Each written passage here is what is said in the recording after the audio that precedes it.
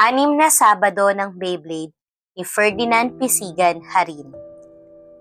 Unang Sabado ng paglabas niya, nang hilingin na niyang magdiwang ng kaarawan kahit hindi pa araw.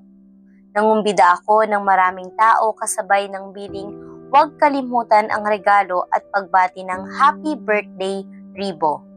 Kailangang di niya malimutan ang araw na ito. Dapat pinakamasaya ang Sabadong ito sa lahat ng Sabado. Maraming laruan, stuffed toys, mini helicopter, walkie-talkie, crash gear, remote-controlled car, at higit sa lahat, ang Beyblade. Ang paborito niyang Beyblade. Maraming Beyblade. Tinanggap niya ang lahat ng ito at marami pang iba sa kanyang kaarawan. Sa kanyang pagtungtong sa 5 taon, kahit di totoo, kahit hindi pa araw. Ikalawang Sabado, naki-birthday naman siya. Pagkatapos ay muling naglaro ng Beyblade kasama ang mga pinsan.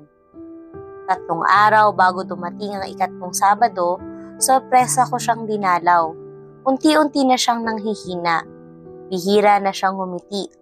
Hindi na niya makuhang laruin ang Beyblade bagamat ayaw niya itong bitiwan sa loob ng kanyang kamay o di kay bulsa.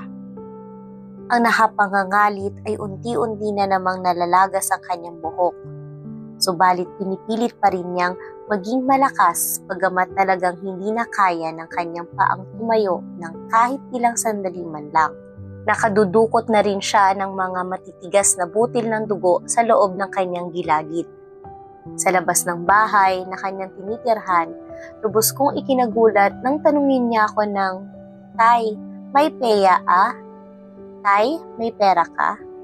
Dali-dali kong hinugot at binuksan ang aking pitaka at ipinakitang mayroong itong laman. Agad akong nagtanong kung ano ang nais niya na sinagot naman niya ng agarang pagturo sa isang kalapit na tindahan.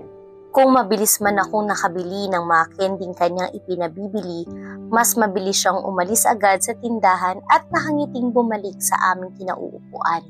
Naglalambing ang aking anak. Nang kami pumasok na sa loob ng bahay, naiwang nilalanggam na ang nakabukas ngunit di nagalaw ng mga candy sa aming kinauupuan. Tuluyan na siyang nakalbo pagsapit ng ikatlong Sabado. Subalit di nakusang nalagas ang mga buhok. Sa kanyang muling pagkairita, sinabunutan niya ang kanyang sarili upang tuluyang matanggal ang mga buhok.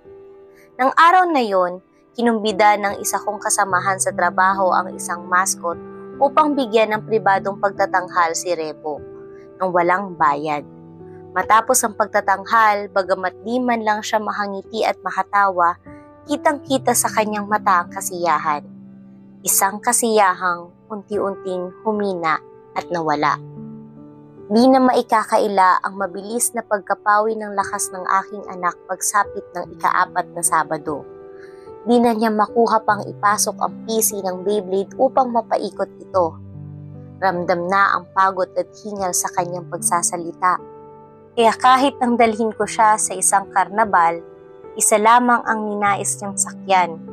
Ang mga maliliit na helicopter na tumataas at bumababa ang tila octopus na galamay na bakal. At sa tuwing tataas, hahanapin ako ng tingin sa baba at malungkot nangingitian. Pagkababa, mabilis na siyang nagyayang umuwi. At pagka-uwi, humiga ng humiga at paulit-ulit na tumingin sa kawalan. Huling Sabado ng Pebrero ang ika-5 Sabado. Eksaktong katapusan. Kasabay ng pagtatapos ng Pebrero, ay pumanaw ang aking anak. Ilang sandali matapos ang sabay na paglaglag ng luha sa kanyang mga mata at pagtirik ng mata, ibinugad niya ang kanyang huling hininga. Namatay siya habang tangan ko sa aking bisig. Hinintay lamang niya ang aking pagdating. Di na kami nakapag-usap pa dahil pagpasok ko pa lang ng pinto ay pinakawalanan niya ang sunod-sunod na palahaw ng matinding sakit na di nais danasin ng kahit sino. Sige na, Bo. Salamat sa 4 na taon. Mahal ka namin. Paalam.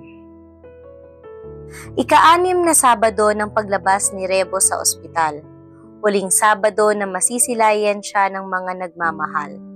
Wala na ang Beyblade at ang may-ari nito. Payapa na silang nakahimlay sa loob ng kabaong. Magkasamang tutungo sa lugar na walang sakit, walang gutom, walang hirap. Payapang magpapaikot at iikot, maglalaro ng maglalaro.